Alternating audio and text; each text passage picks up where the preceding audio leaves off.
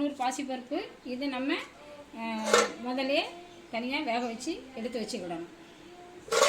இப்படி எடுத்து வச்சுக்கணும்.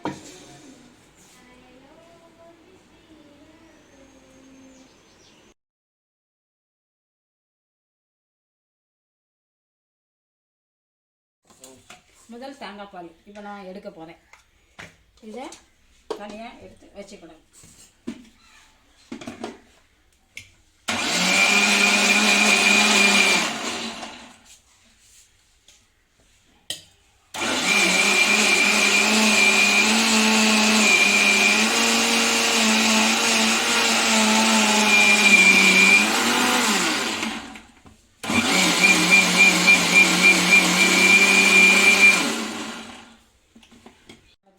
எடுக்கணும்.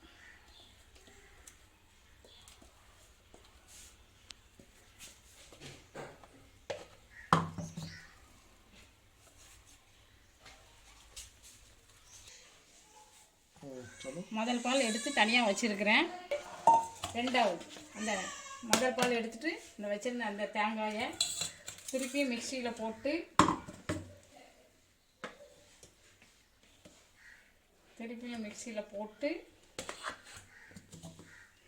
தண்ணி ஊற்றணும். தண்ணி ஊற்றி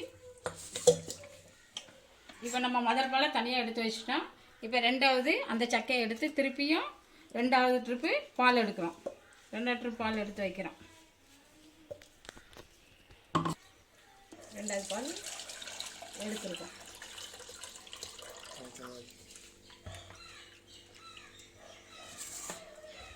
இது முதல் பால், இது ரெண்டாவது பால். இதை ரெண்டையும் தனித்தனியாக வச்சுருக்கணும். அடுத்து மூணாவது பால் எடுக்க போகிறேன். இது முதல் பால், இது ரெண்டாவது பால், இது மூணாவது பால். இது வந்து நான் 8 பேருக்கு சமைக்கிற மாதிரி நான் இப்போ ரெடி பண்ணியிருக்கிறேன். ஒரு ஹஸ்பண்ட் ஒய்ஃபு 2 பேர் மட்டும் இருக்கிறதா இருந்தால் இந்த மாதிரி தேங்காய், சின்ன தேங்காயில் 2.5 முறி தேங்காய் போதும். 2.5 முறி தேங்காயில் நீங்கள் பால் எடுத்துக்கிட்டிங்கன்னா 1 நிமிஷத்தில் வேலை முடிஞ்சு. கொஞ்சம் தண்ணி ஊற்றி சாறு எடுத்து தனியாக வச்சுக்கணும். உருளைக்கிழங்கு 1 இப்படி கட் பண்ணி வச்சுக்கிடணும்.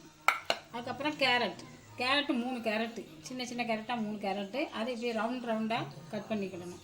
முருங்கைக்காய் 1, பெரிய முருங்கைக்காய் இருந்துச்சு அதனால் 1. பீன்ஸு ஒரு 7-8 பீன்ஸு, அதை இப்படி கட் பண்ணி வச்சுக்கிடணும். அப்புறம் லெமன் 1. அதுக்கப்புறம் இஞ்சி கொஞ்சம் எடுத்து வச்சுருக்கிறேன். அது அந்த அளவு போட்டுக்கலாம். அப்புறம் மிளகாய் தேவையான அளவு. பூண்டு இவ்வளோ போட வேண்டியது இருக்கும்.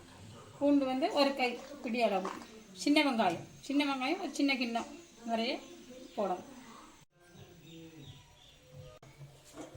எண்ணெய் சூடான உடனே மிளகாய் போட்டு வதக்கணும். இப்படி வெள்ளை கலர் வர வரைக்கும் மிளகாய் வதக்கி வச்சுக்கிறாங்க.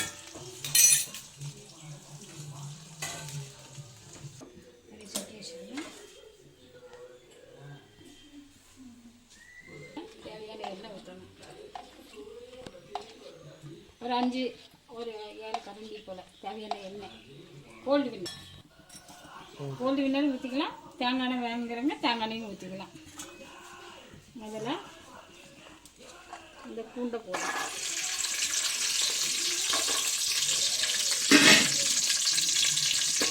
பூண்டை போட்டு நல்லா வதக்கணும். பூண்டு வதங்கினோடனே சின்ன வெங்காயம் போட்டு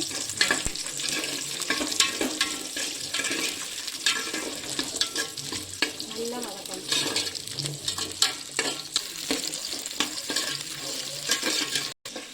இப்போ பீன்ஸ் போடணும்.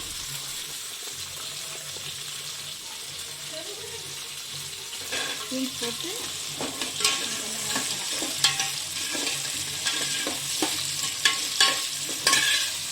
அடுத்து கேரட் போடுறோம்.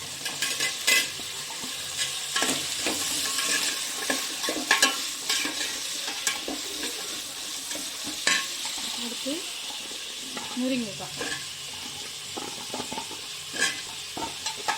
கொஞ்ச நேரம் வதக்கிட்டு அப்புறம் உருளைக்கிழங்கு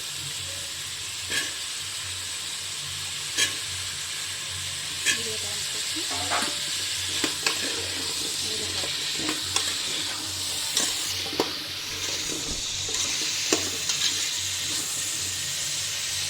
வதக்கிட்டு இப்போ நம்ம இதை 3வது தேங்காய் பால் எடுத்து வச்சுருக்கோம். இதை நம்ம இந்த காய்கறியில் ஊற்றி வேக வைக்கிறோம்.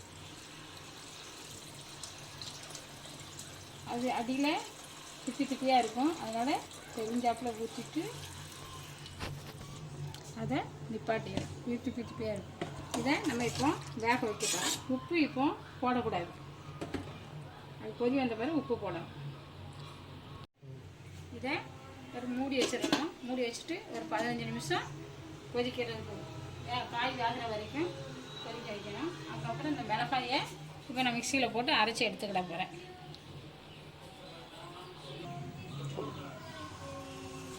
இந்த மிளகாய் கருத்து போயிடும் அரைச்சா, அதனால் லைட்டாக கொஞ்சம் உப்பு போட்டு மிக்சியில் வச்சு அரைச்சிக்கிடும்.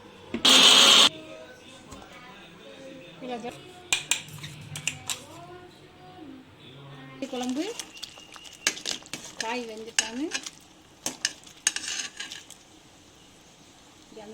காய் வெந்துருச்சு. அரைச்சி வச்ச மிளகாய், தேவையான அளவு உப்பு போட்டு நல்லா கொதிக்கணும்.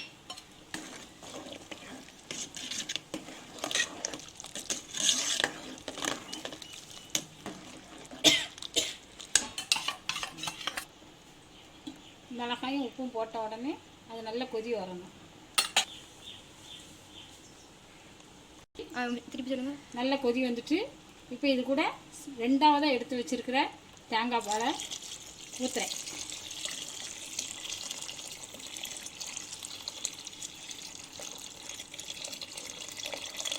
அது அடியில் திப்பி இருக்கும், அதனால் அப்படி விட்டுரு.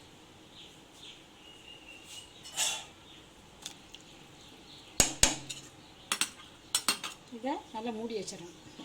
திருப்பியும் கொதிக்கணும். கால் ஊற்றி நல்லா கொதி வந்துருச்சு. அதுக்கப்புறம் நம்ம அவிச்சு வச்சுருக்கிற பாசிப்பயிரை இதில் கலக்கிறோம்.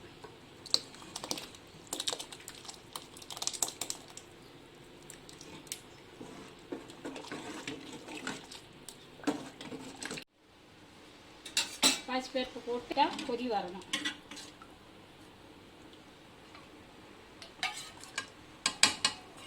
கொதி வரணும். அதுக்கு முன்னாடி எலுமிச்சம்பழத்தை பிழிஞ்சு வச்சுக்கிட போகிறேன். பருப்பு போட்டு நல்ல கொதி வந்துருச்சு. கொதி வந்த பிறகு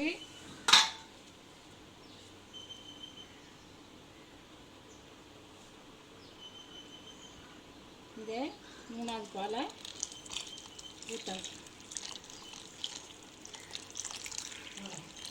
இது நான் 8 பேருக்கு சமைச்சிருக்கேன்.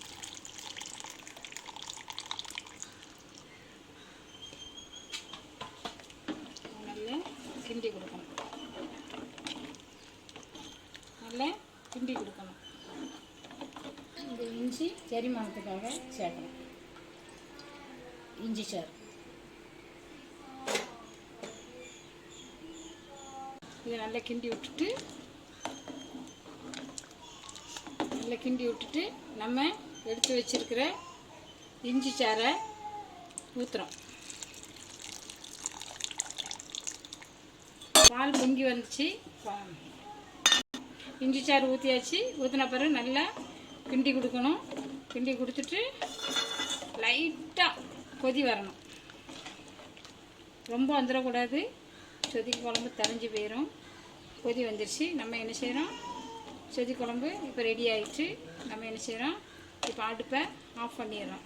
ஆஃப் பண்ணிவிட்டு பிழிஞ்சு வச்சுருக்கிற லெமன் சாறை இதில் இப்போ ஊற்றுறோம். இதில் ஊற்றிட்டு நல்லா கிண்டி கொடுத்துறோம். இதில் நம்ம தேங்காய் எண்ணெய் ஊற்றுறோம். இதுக்கு கடுகு உளுந்தம் பருப்புலாம் போடக்கூடாது. தேங்காய் எண்ணெய் கொஞ்சம் ஆட் பண்ணி அது காஞ்ச உடனே இந்த காஞ்ச மிளகாயை போட்டு வறுக்கிறோம்.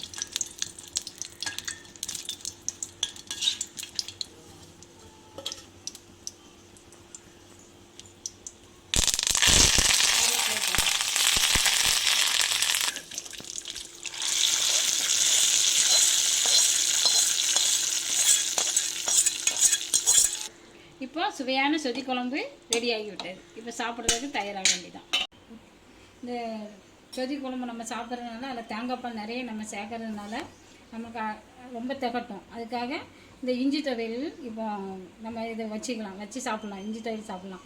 அதுக்கு தேவையான பொருட்கள் வந்து காஞ்ச மிளகா ஒரு 5, கொஞ்சோண்டு புளி, அப்புறம் இஞ்சியை இப்படி பீஸாக கட் பண்ணி வச்சுக்கிடணும். அப்புறம் கொஞ்சோண்டு தேங்காய் துருவல். இதை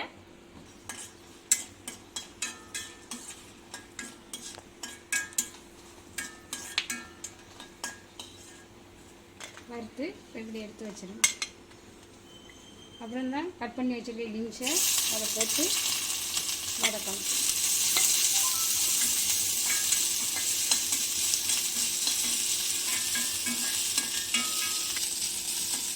செம்பு நேரத்துக்கு நல்லா வதக்கணும்.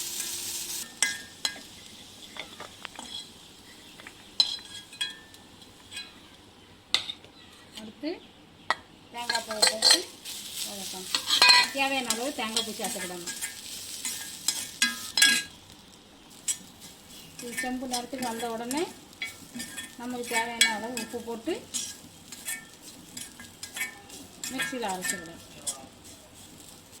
இதை மட்டும் இந்த வறுத்து வச்சதை நம்ம இப்போ அரைக்க போகிறோம். தேவையான புளி இதில் சேர்த்துக்கிற போகிறோம். தேவையான அளவு உப்பு,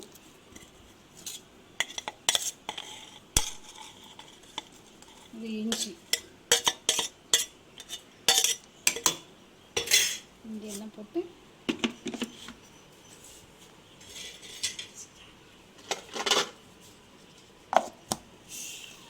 அதில் இதை அரைச்சிட்டு அதுக்கப்புறம் தேங்காய் பூ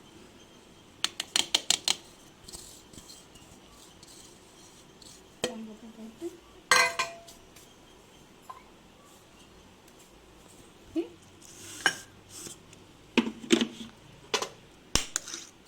சோறு தண்ணி ஊற்றி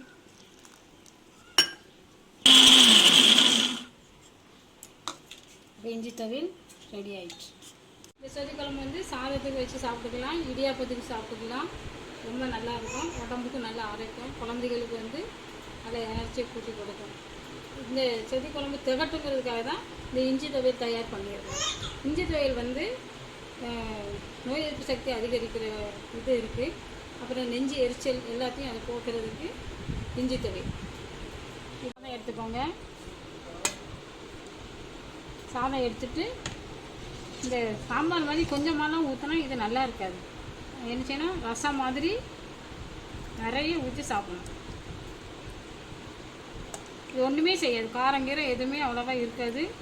இவ்வளோ நிறைய ஊற்றி சாப்பிட்டா தான் இந்த சொதி வந்து நல்லா டேஸ்ட்டாக இருக்கும். இது கூட இஞ்சி துவையலை வச்சு சேர்த்து சாப்பிட்ருங்க. குழம்பு வந்து காரமாக இருக்காது. குழந்தைகளுக்கு கூட இந்த சொதி குழம்பு கொடுக்கலாம். இன்றைக்கி நான் வச்ச சொதி குழம்பு எனக்கே ரொம்ப பிடிச்சிருக்கு. நீங்கள் செஞ்சு சாப்பிட்டு பாருங்கள். நல்ல சூப்பர்.